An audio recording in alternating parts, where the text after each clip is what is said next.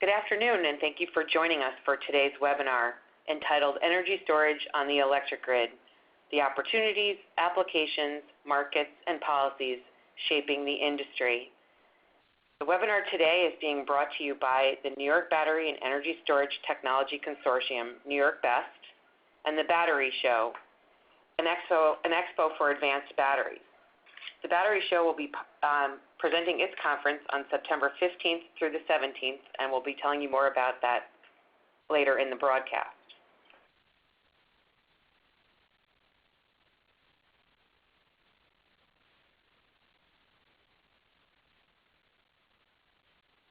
Before we begin, a few logistics. Again, we thank you for joining us. If you have questions, we ask that you type your questions into the chat box supplied at the side of your screen. Questions will be addressed at the end of the webinar, and we will try to get to as many as possible. Also, there will be a survey at the end of the webinar, and we ask that you take a moment to complete it. It's a very short survey, but your feedback is important to NYBEST and to the Battery Show. Finally, today's webinar is being recorded, and it will be posted on the NYBEST website following the broadcast.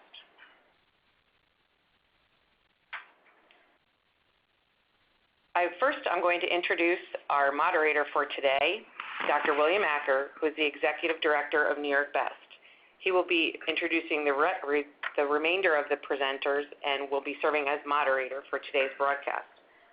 Bill Acker is a well-known and highly regarded scientist and entrepreneur in the field of energy. He currently serves as the first Executive Director of NYBEST, and he has a long history in the energy field as an entrepreneur and a successful executive.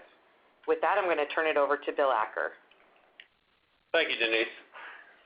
Delighted to be joined by three colleagues that bring a wealth of information and expertise in this area today.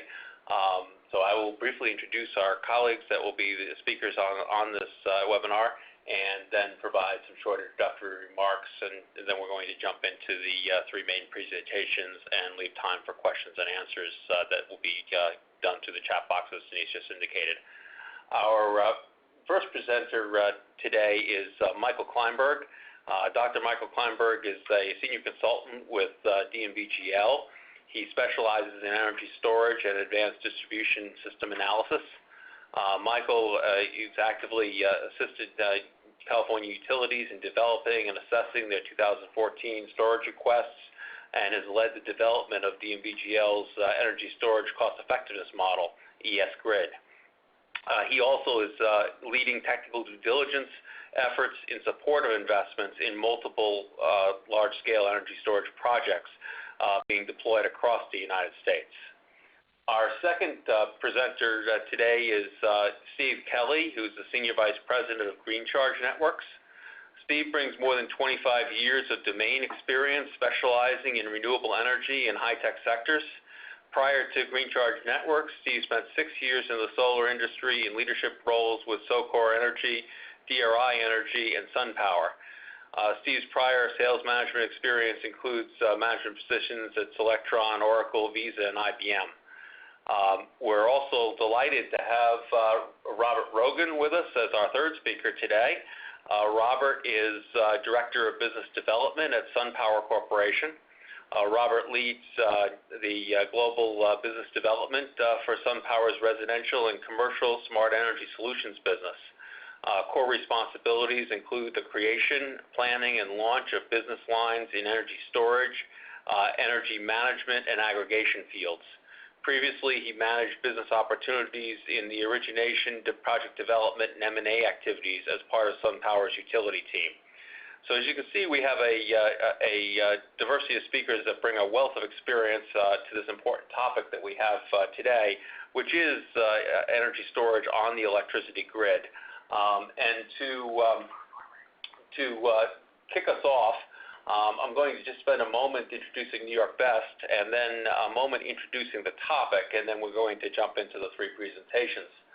NYBEST is a nonprofit industry group whose mission is to catalyze and grow the energy storage industry and to establish New York State as a global leader in energy storage.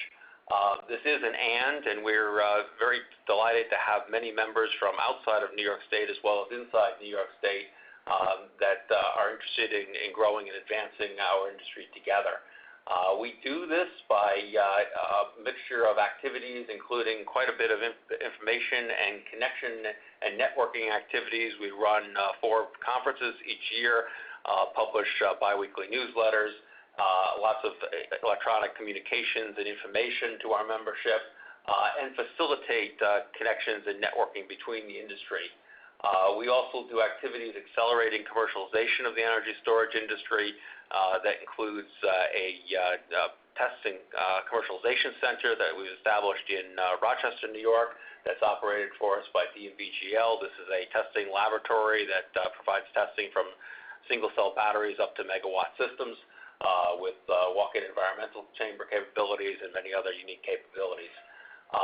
We also have a battery prototyping center at RIT and do a lot of work in coaching and mentoring companies, bringing both investment and business mentoring to our membership.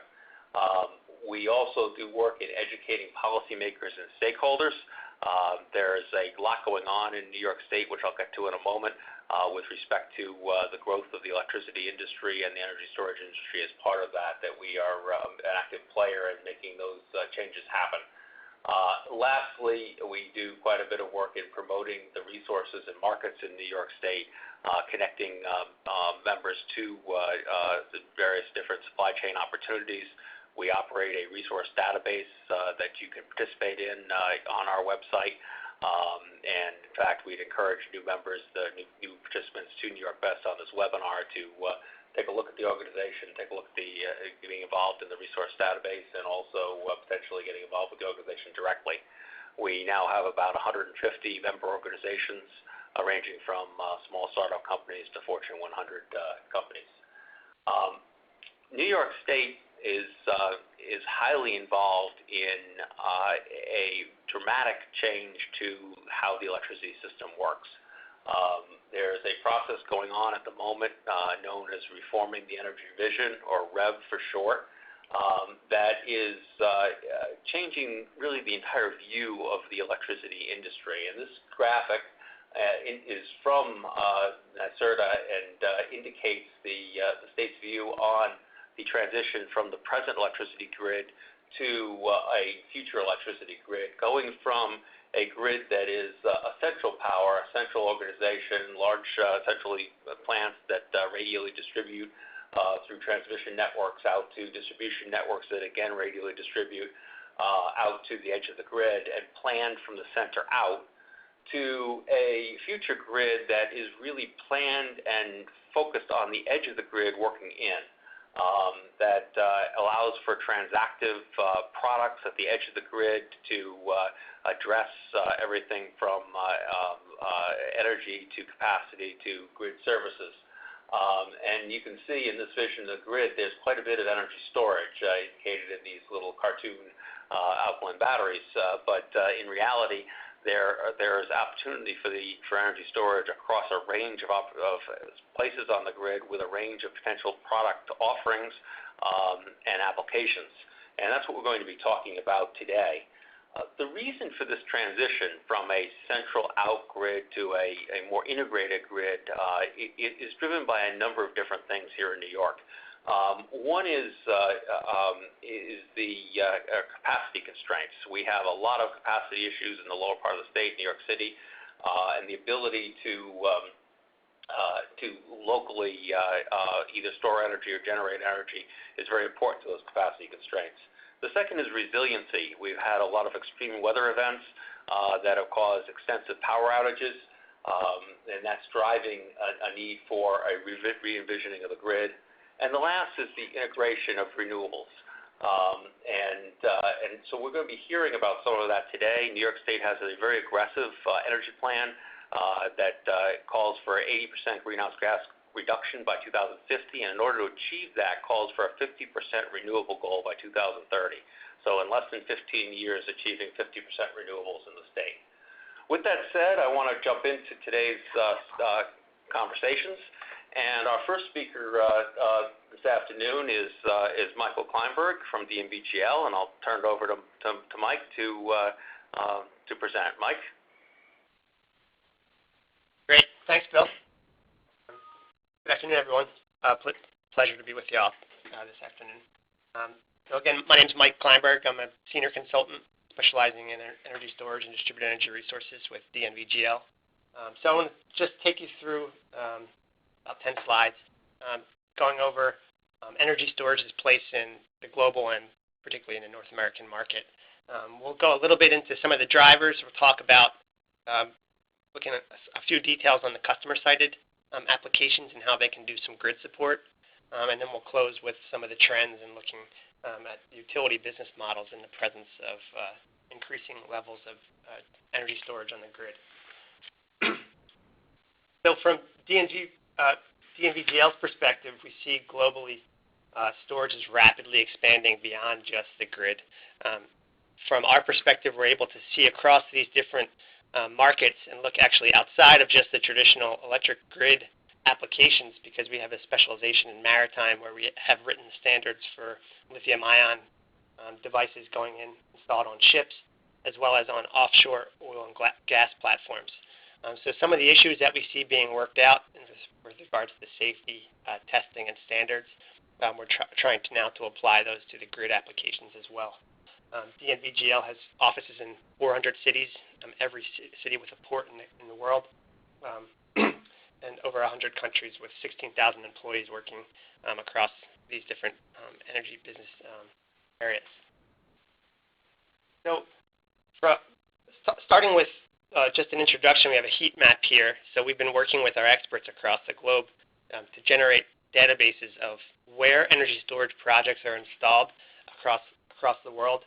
This heat map gives a little representation with respect to 5 different categories, going from U.S., where we see the most installations, and then decreasing where we've yet to see projects. So we'll talk a little bit about what the applications that we're seeing in various markets, and then we'll look at the trends and challenges in the North American market, where we'll go into different applications and see what's driving some of the installations. One of the first things to note is on costs. So one thing you'll see with this presentation is there's a heavy emphasis on not just storage, but the combination of PV with storage, which we see as a large opportunity because of the added flexibility and drawing on some of the lessons, infrastructure and financing structures put in place for solar that are now being applied to energy storage. What we see is there's limited consensus on the price forecast for energy storage, but everyone agrees that the price will continue to decline. What's interesting from these forecasts is they mimic the declines that we've seen and are seeing with solar PV. And again, expecting storage to follow a similar trend where renewable portfolio standards and initiatives to increase the amount of renewables in the grid drives incentive programs at both the national and the state level, which bring the cost down, which drives demand, and then brings competition, which then can lower the price of the technology. And we see this trend being mimicked on the energy storage side with what we've seen rapid price declines, much higher than expectations, just even over the last 2 years. And we're seeing this in the prices of offers being made to utilities as they participate in the RFO process as California procures storage, and in the commercial products which are being introduced on the market as well. So moving into a global perspective, so we wanted to pick out a few of the higher penetration storage countries where we're seeing projects being developed, and we have just 2 kind of qualifications here of where we see very active applications and where we see somewhat active. One of the interesting things of PV plus storage, and one of the reasons that NVGL has decided to focus in this area very heavily, is that we see this cut across all these countries. There's a growing interest in the added flexibility and possibilities of combining storage with PV plants. U.S., we'll talk a little bit about the applications that we're seeing the most interest in now, but just to give you some idea, we're seeing a lot of interest in Japan for backup at commercial and industrial facilities, again, a resiliency issue. and residential storage in Germany, in addition to the frequency response, as a result of their high renewable penetrations, which we're seeing. So in North America, the largest application where we see energy storage projects installed in the pipeline and currently operating are for ancillary services, particularly in the PJM market, which has gotten in front of some of the regulations and allowed some of the fast reg markets to evolve at a quicker pace. So PJM has provided a number of monetizable products for storage to participate in the market. California is additionally developing additional products as well with their fast ramping product, which is emerging. So we see the largest amount of storage in the U.S. being dedicated to this ancillary services. Typically, these are larger scale projects which have high power to energy ratio, so the duration of the device is not necessarily in the 1 to 2 hour range, but somewhere smaller than a half hour, in order to just provide fast frequency regulation into the PJM Reg D market. Essentially, this is a diminishing market. As more storage enters it, the need for additional regulation could decrease. This may be tempered, however, by these increasing renewable portfolio standards, such as the 50% RPS, which will kind of counteract that saturation and potentially result in the need for more regulation. Distribution upgrade deferral is an application we're seeing a lot of attention in, primarily from the utilities. One of the noteworthy aspects of this is 2 of the 3 California utilities in their first round of storage procurement targeted these distribution applications of upgrade deferral for their first procurements. Typically, this application implies avoiding the upgrade of a very expensive, large asset, either reconductoring of a lot of feeder or avoiding the upgrade of a substation feeder transformer, which are on the scale of multiple millions of dollars. And if they can defer that by doing peak shaving at the substation during the small number of hours of a year, or the small number of days a year, when that substation load exceeds the thermal rating, they can defer the asset upgrade and hold on to that large capital. Next application is renewable integration. So this is one that's commonly cited, but is still emerging as a primary application on the mainland U.S. But where we're seeing this right now is on island nations and states, primarily where the high renewable penetration due to the availability of the resource, such as high solar capability, is resulting in high levels of renewable penetration and causing problems on the grid. So particularly with Puerto Rico, they've instituted some minimum requirements on new renewable projects, which say that ramp rate, for example, must be within a certain limit, which is not achievable by the renewable plant alone. So this is almost making storage a necessity for these projects to go forward in order to, for example, to smooth out the intermittency from a large PV plant. Finally, the customer side applications, we're obviously going to touch on this a lot more with the next 2 presenters, where we're seeing a large number of commercial and industrial products looking at peak shaving or doing reliability for an end-use customer. And particularly, there's some incentives that can be leveraged when it's coupled with solar, notably the FITC.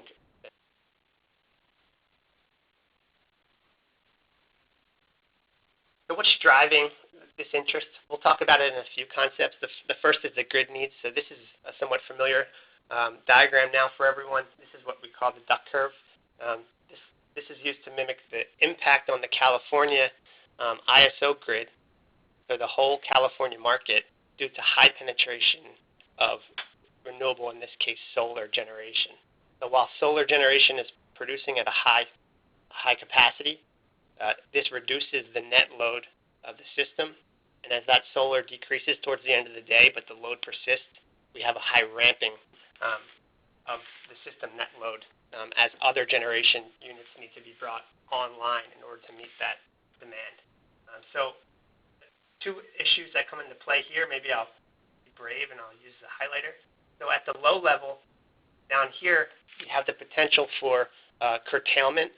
So when we have a high level of renewable generation, but not necessarily enough load, we may need to, due to transmission congestion constraints, curtail the renewable generation, which would have been the lowest cost generation source, in order to allow that generation to come, in order to alleviate the transmission congestion constraints.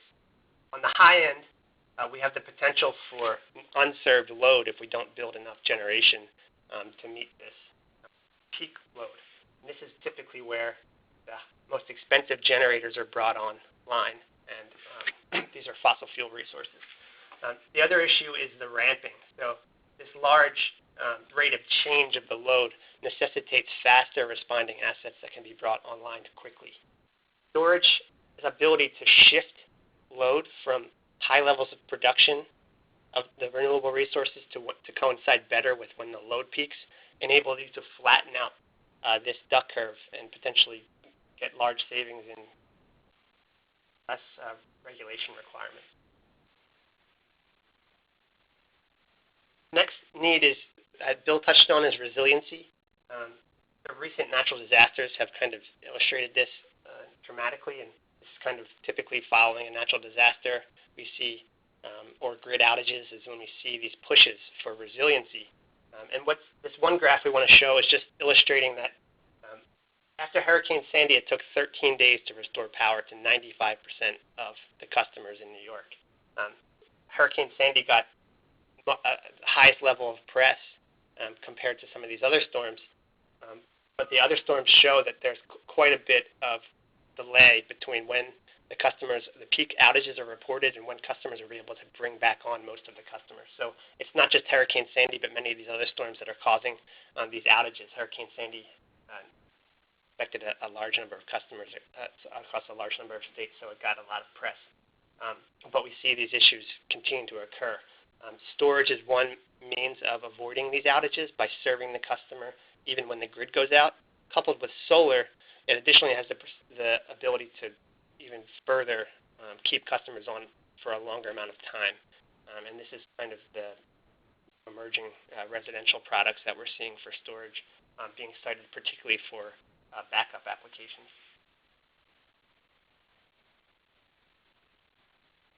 Next is the customers. So as we'll see today with the following speakers as well, but there's quotes recently that every Solar City customer will get a battery backup for their system within 5 to 10 years. So this kind of push and saying that backed up systems are going to be just par for the course in the near future is really pushing developers, and we're seeing this as one of the push for customers installing storage. Solar City, SunPower, SunEdison, SunVerge developing these combined applications. For commercial customers in select locations such as New York and California, Texas, energy and demand management is a cost-effective application right now. This is leveraging the high demand charges, which can be reduced by intelligent operation of an energy storage device, as well as leveraging state and federal incentives. Residential customers have expressed interest in backup applications. The price of that is still pretty high. There's still a high barrier to entry, limiting the penetration of that until prices fall. But they have expressed some interest in purchasing these systems, and we're seeing them marketed. Just want to go into the customer application a bit. It looks like the animations are not on here, but that's probably my fault. So this is a distribution system, and I wanted to just illustrate, kind of put things in context for those unfamiliar, of where storage actually sits on the grid when it's installed for a customer. Typically a customer, which is located here in the big box, here in this case it's a school, is located on a distribution system, and a distribution system is typically fed through a substation and then some radial distribution lines to customers. So we have a distributed set of customers on this distribution grid. We'll focus on this school here. This school has decided to install both PV and storage, obviously behind the meter, and it's located in this case in a section of the distribution grid with other customers which have PV installed. So if we call this a high penetration neighborhood of the distribution grid, some of the intermittency due to those large PV generation can cause problems to the distribution grid. So we're starting to study shared service applications which look at the storage doing potentially multiple things.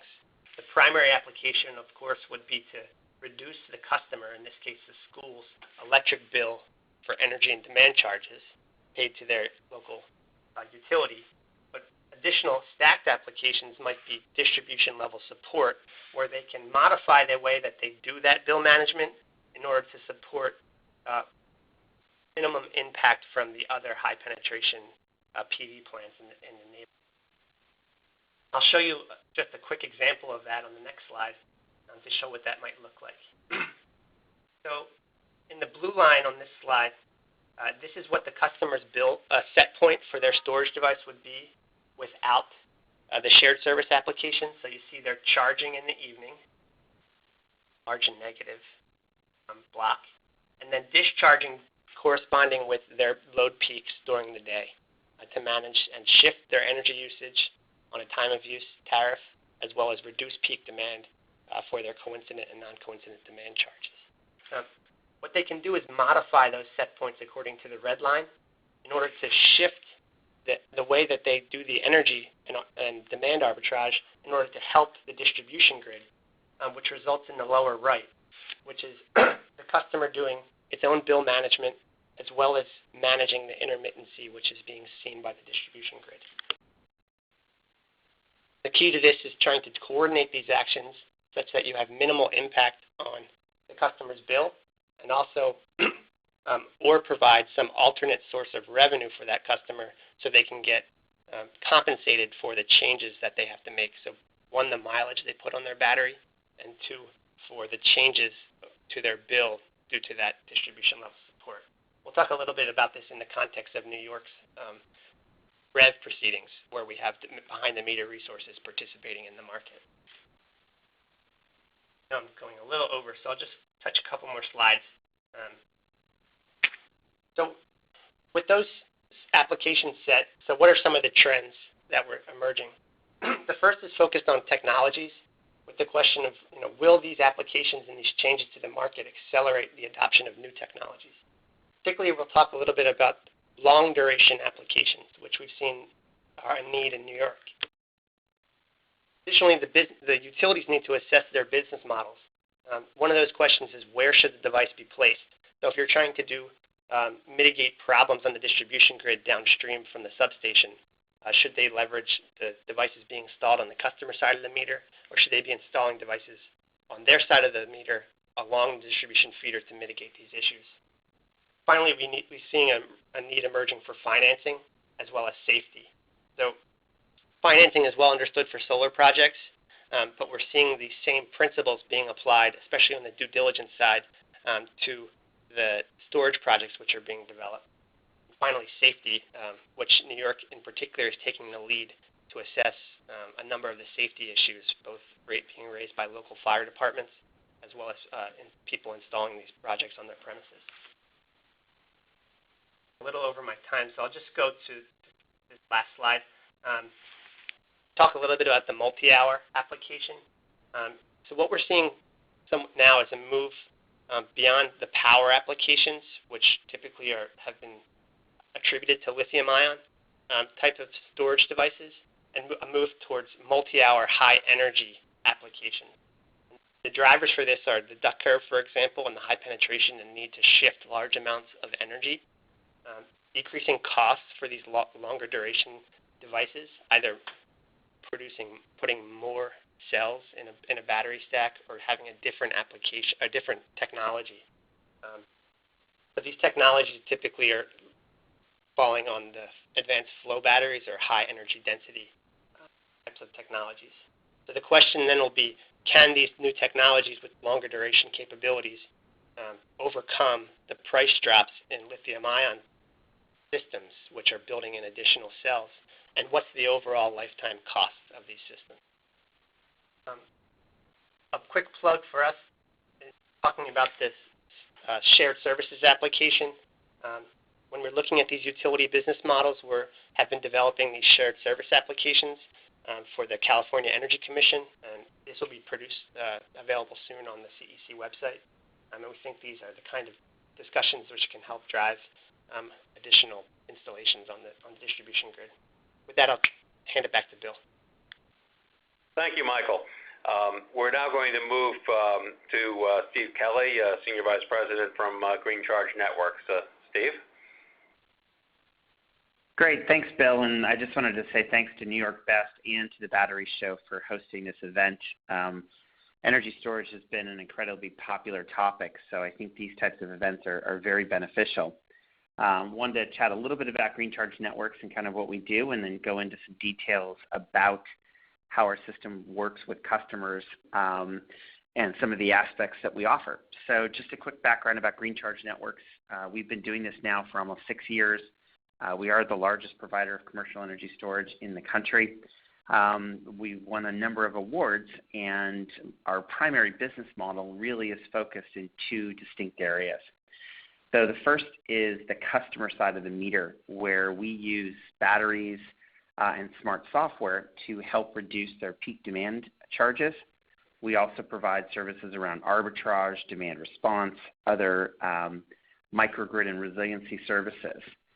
The other side of our business is really working with utilities, where we can help them use storage to reduce their capacity requirements, provide ancillary services, a lot of the things that Mike had brought up in his conversation around ramp rate control, firming with solar and renewables, as well as the substation deferral. And so it's an interesting time in the market where you've got 2 kind of separate sides of the business that are coming together. And we've been fortunate to pilot with a couple of utilities the ability to take customer-sided energy storage and provide the additional capacity of those batteries for the utility to use.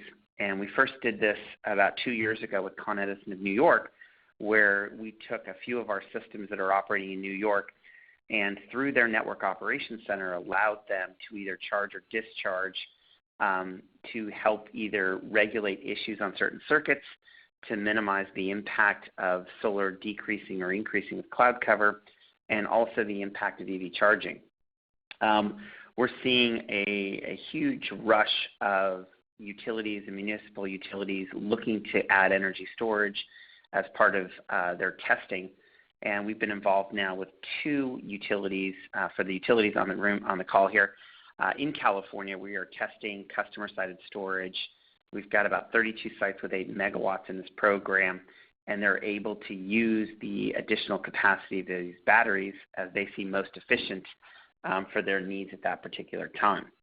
But today I'm really going to focus more on the customer side and how our technology is benefiting commercial customers.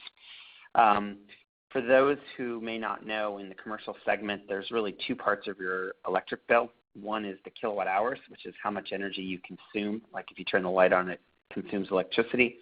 The other is the demand charge, which is the highest 15-minute window in that particular billing period that the customer uses energy.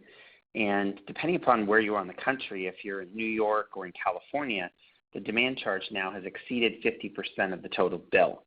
So it's becoming a critical piece that many customers are looking at and trying to figure out, how do I reduce my demand charge? So let me go in to show you how this works in practicality. So what you see here is you have a customer load profile that is the spikes in the orange. And our system, which this is usually a real-time equation that moves across the screen here, and somehow it's not doing this on the webinar, so I apologize. But what you're seeing is our system takes the energy in the batteries, and each month it creates a maximum set point that it doesn't want the building to exceed. And so those orange lines were what the building load would have been without our system, and throughout the day we are charging and discharging to flatten that. And what you're seeing now is the green, which is the new load profile that the utility would have seen. And in this particular case, it saved the utility or the customer about $8,000 this month by using batteries and reducing that peak demand charge. The other trend that we're seeing across the country is more and more utilities are using the demand side of the bill to add more of their fixed cost.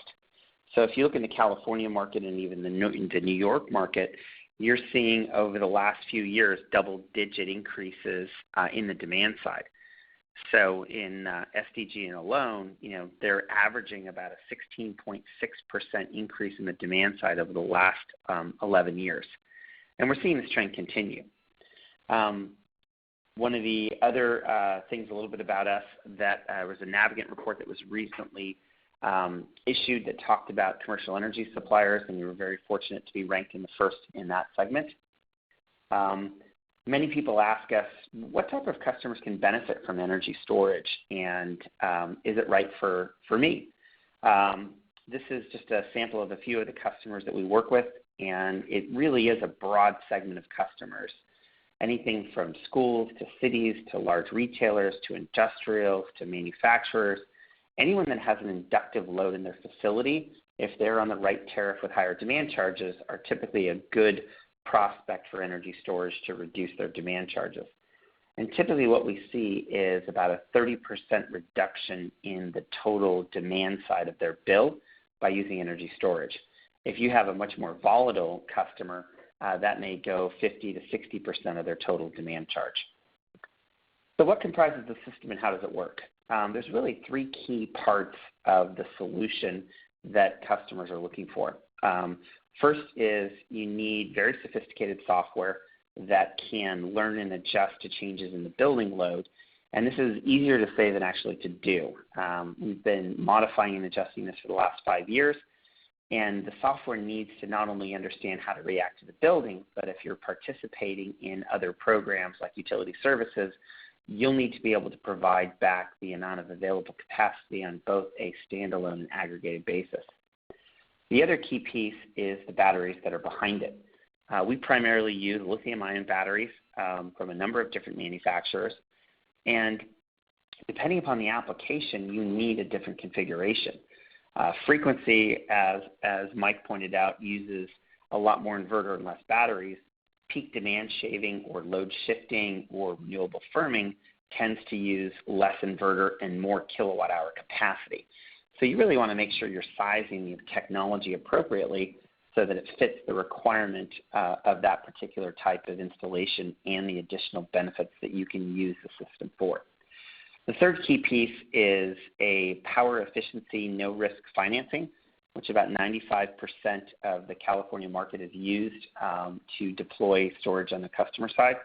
And that's really very similar to a PPA in the solar world, which the host customer and the financier split the savings anywhere between 25 to over 50%, depending on how much savings you're able to generate. So let's go through some actual use cases and see how this works in real-world applications. So this happens to be a college campus in California, and the orange is what the load profile would have been without our system. The bluish green is what the load profile was adjusted to with our system, and the gray at the top is the state of charge of the batteries. So at the beginning of this particular summer month, the system automatically kept the peak demand right about 1.25 megawatts of capacity. And as their building load changes and it shot up right there about 5:30, 6 o'clock, we dispatched just over about a megawatt of energy to get them past that peak period, which saves them a considerable amount. And then we used the remaining capacity to reduce that shoulder and knock down their partial peak. This particular facility has solar. It has a cogen facility, which is causing some of the spikes that you see here. And from a savings perspective, this is a 1 megawatt, 2 megawatt hour system that was able to generate just over about almost $130,000 in savings. If I go to another segment, this happens to be a big box retailer with a large solar system, you'll see a very similar situation where as the solar decreases later in the day, we will push out and shift that demand to a later period in the day and knock off that peak period. So this is a 250, 500 kilowatt system, and this generates just about $47,000 in savings. If I give you another example here, this happens to be a larger system on a manufacturer, and you'll see the volatility of their process. It's about a 2.5 megawatt load, and we reduce our the demand both on the partial peak right here as well as the full peak between 12 and 6 p.m. And if you go with what the savings on this one is, it's almost $150,000. So as you can see, many of these customers where we're able to install energy storage, there's no operational impact to them. They have no cost up front, and they're able to save a meaningful portion of their bill by deploying these technologies. The primary focus on that as well is what I'd mentioned earlier, is the power efficiency agreement, which is typically a 10-year term. It provides 100% of the financing as well as removing most, if not all, of the risk on the customer, and they just get to share in the savings. So it's a great avenue for people to deploy energy storage. We do also offer a cash and a lease model, but the majority of our customers go through the power efficiency agreement for the reasons I described. So I know I only had 10 minutes here, so I wanted to move quickly through that, and I'll be able to answer many of the questions as we go through that section. Thank you so much for your time, and if you need more information, you can send us a note at info@greencharge.net. Thank you very much. Very good. Thank you, Steve. We're now going to move over to Robert Rogan, who's the Director of Business Development for SunPower Corporation. Take it away, Rob. Thank you, and thanks also to the organizers for hosting today. This is a really exciting time to be involved in energy storage, and I'm going to give a slightly SunPower-centric view of how energy storage works with solar energy specifically and how we view it interacting with the markets that we generally deal with. Very briefly, SunPower is a horizontally and vertically integrated solar company, so we make our own equipment, but we also have direct channels to market in residential, commercial, as well as solar power plants. And with that, touch on various customer segments and our global footprint, we're often exposed to a whole variety of energy and energy storage value propositions. So,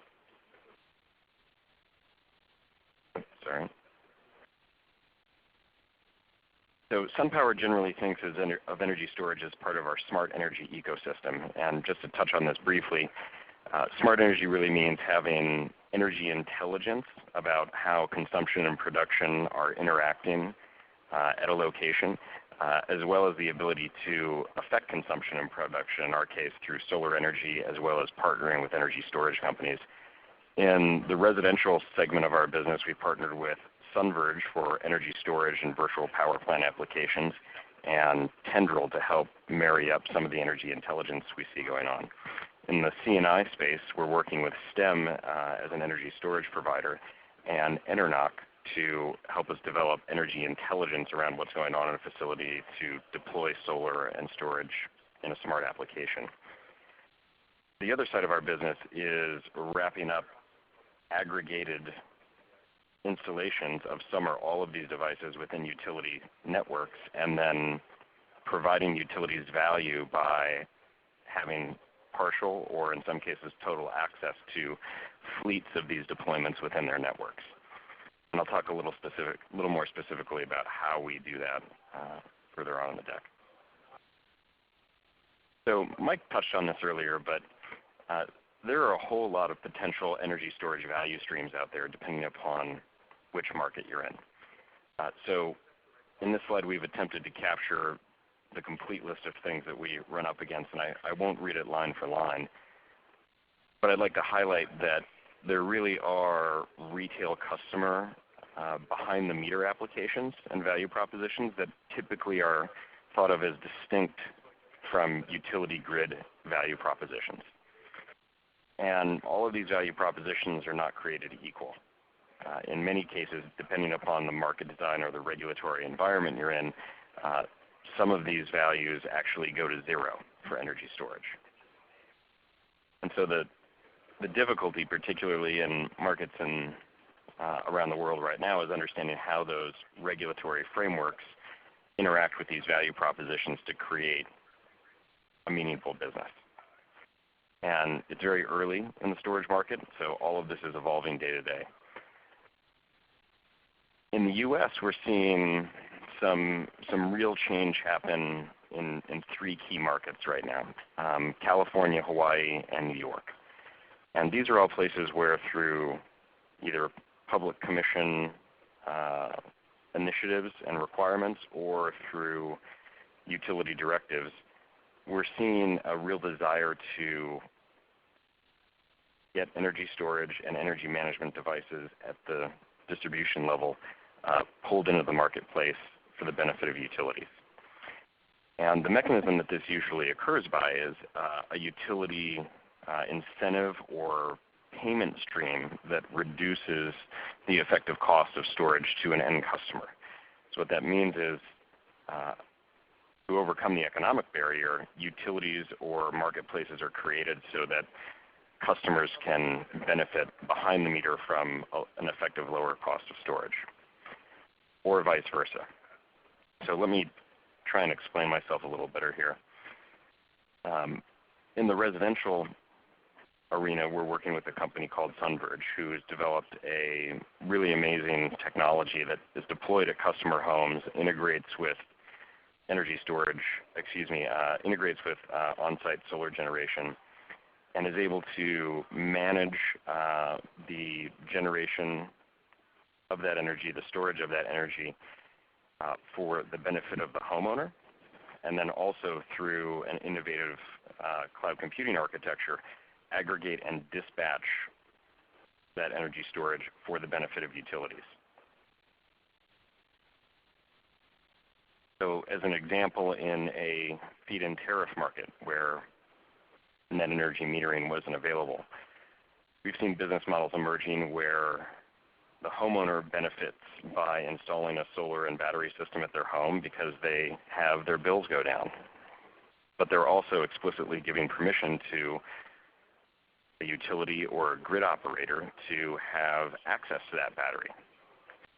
In the case of a distribution or network or a grid provider, they're able to access benefits such as the avoided distribution network upgrade that was mentioned, PV smoothing and shaping to help avoid their duct curve problems, and or real-time demand response. So in the event of a peak event, they're able to call on those batteries to dispatch in unison to help offset the demand within their network.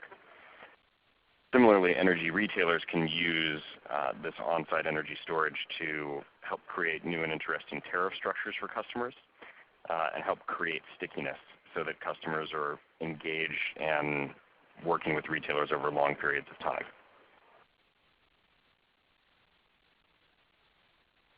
As a public example of one of these types of models, it was recently announced that Con Edison in New York intends to work with SunPower and SunVerge on a virtual power plant as part of their REV demonstration projects. I apologize, but because this is a regulatory filing, I needed to quote it verbatim, so for the purposes of the slide. But essentially, SunPower and SunVerge are going to be deploying home-based solar and energy storage products at residential locations in Con Ed's territory, and allowing Con Ed to control those assets as a virtual power plant within their network. So rather than installing 4 megawatts of energy storage at a centralized location, they're going to install approximately 4 megawatts of energy storage at a wide variety of end customer locations and utilize those devices to produce a network level impact and benefit to the utility and their customers.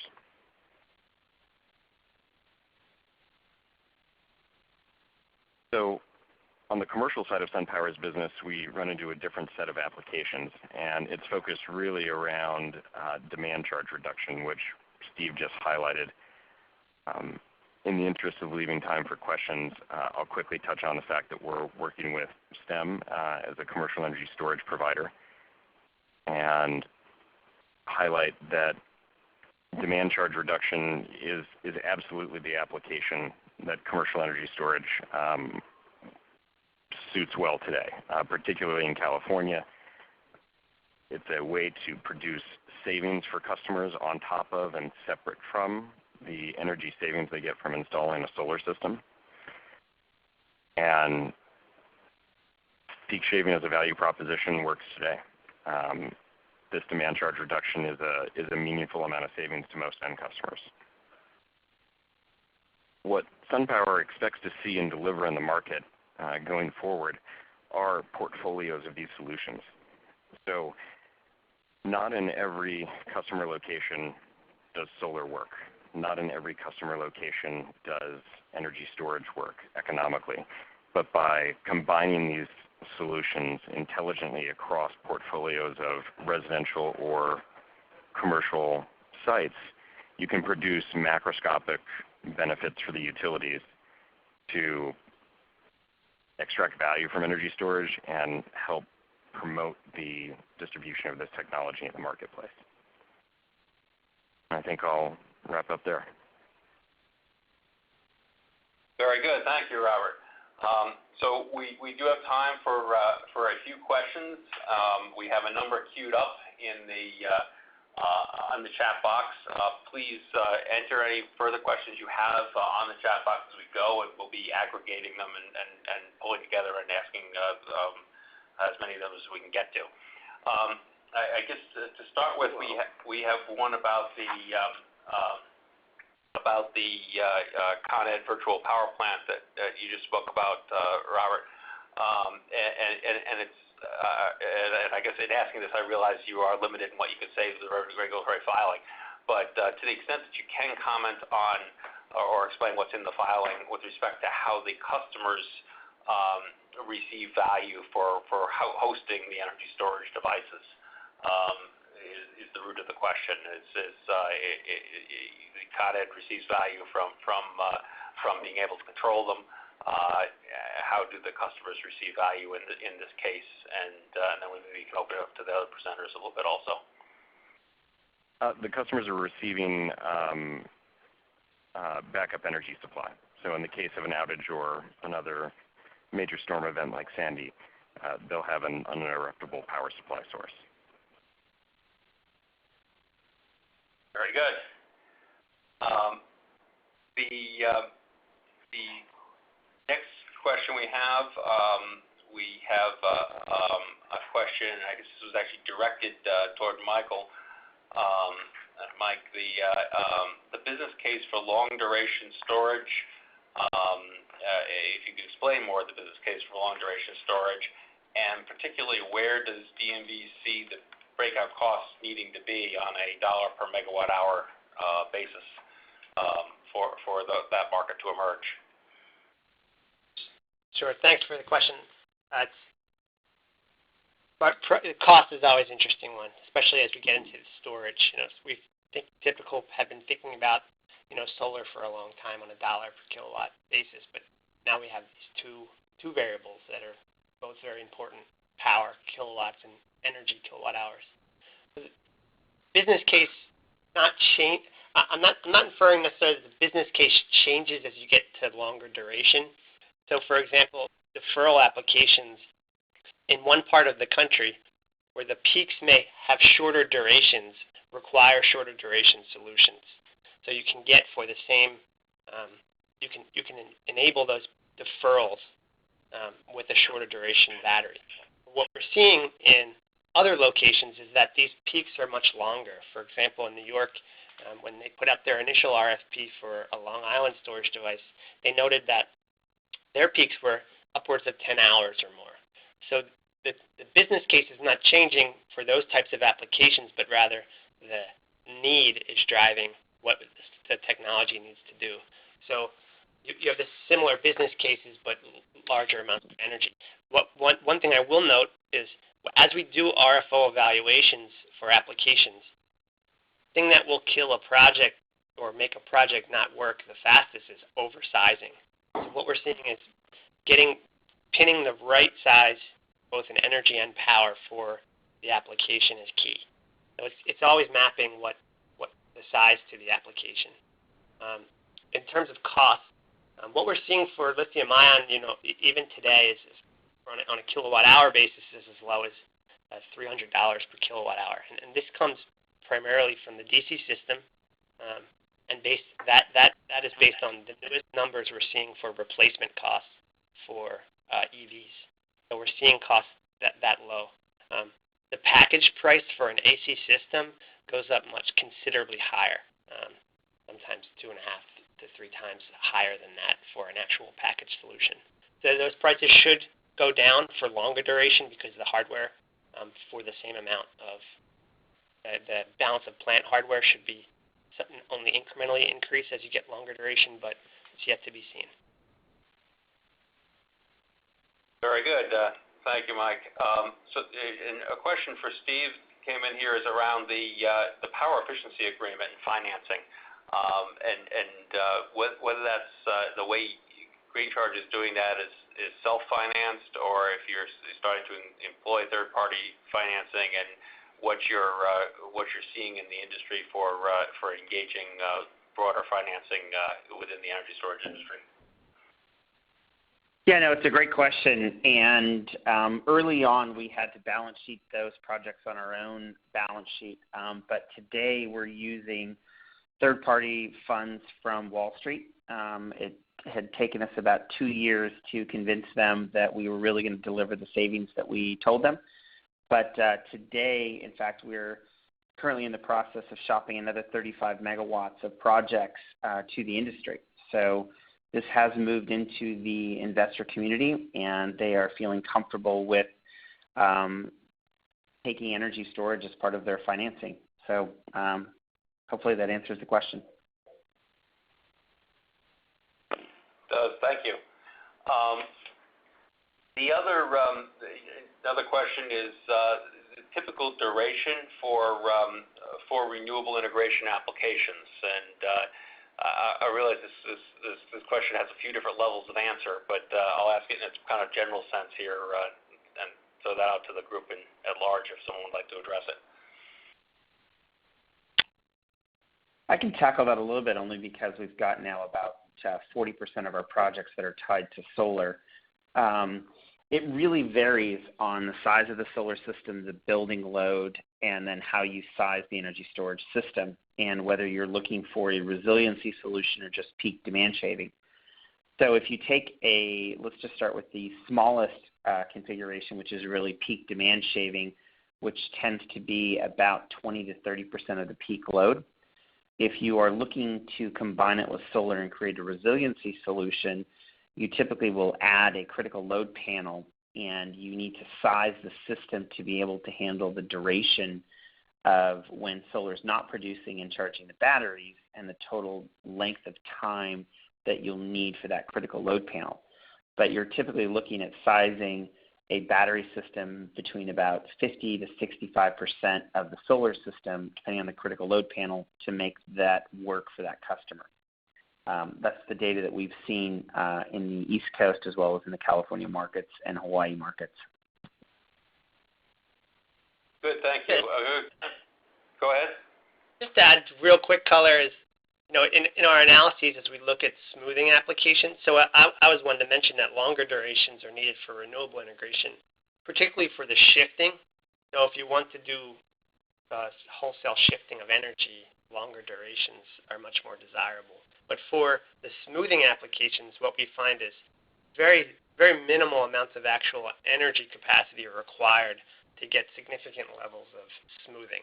So in that case, power, for example, in the case of a PV system combined with storage, the storage system has to have very little energy and potentially only about 50% of the capacity of the PV to get below 90% smoothing improvement versus the PV alone.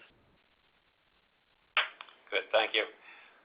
We've got quite a few more queued up, but I think we'll have time for one or two more. But we have a question, a comment on lithium systems inside buildings, interior versus exterior.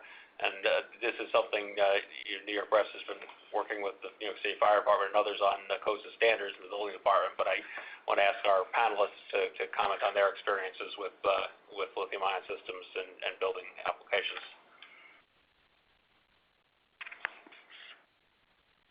Yeah, I don't know if I can address some of that. We've got now about 177 installations that are either in the ground running or in construction. And it really does vary by local AHJ and the requirements. We are finding that there's advantages of putting them inside. You have lower cost of installation, but many times you just don't have the physical footprint within a building, or there are safety concerns and they want those units put outside. So we really look at this in two ways. One is the economics, and two is what are the requirements of the HJ or the customer on how to site those. But we are seeing more and more fire departments and codes that are comfortable putting lithium-ion inside buildings, and so we're seeing that less of an issue that you saw, a year and a half ago in the New York market or in some of the other markets. Very good, thank you. And unfortunately, that's going to have to wrap up our questions because we are out of time. I realize there are a number of questions that were not answered, and we'll try to get you email answers on those. I do want to announce the battery show, which is really, this in a way is a preview of some of the things you'll be hearing about at the Battery Show Conference in September. So hopefully this was a valuable piece to get you thinking about. And if you're interested in more on these topics, we have the Battery Show as a conference from the 15th to the 17th of September in Novi, Michigan. New York BEST is partnering on a session on the grid of the future. We'll be talking a lot more about many of these topics and a lot of other topics at that conference, so we certainly encourage you to come out and join us out at the Battery Show in September. If we can also click to the next slide, we have New York BEST. As I say, we run about 4 conferences a year. We have our next one is coming up in November in Rochester, New York, which is around energy storage technology. And we certainly encourage your participation there. And for people who aren't involved yet with our organization, there's a lot going on in bringing these products to market, and both the regulatory policy and product development and technology that we'd love to engage with you more on. So with that said, we thank you very much. I want to thank our speakers today. You guys did a great job, and I want to thank you all for attending the conference. We have a survey coming up in a moment. Please do fill it out. We really value your opinion, and we look forward to having you join future New York BEST events. Thank you very much.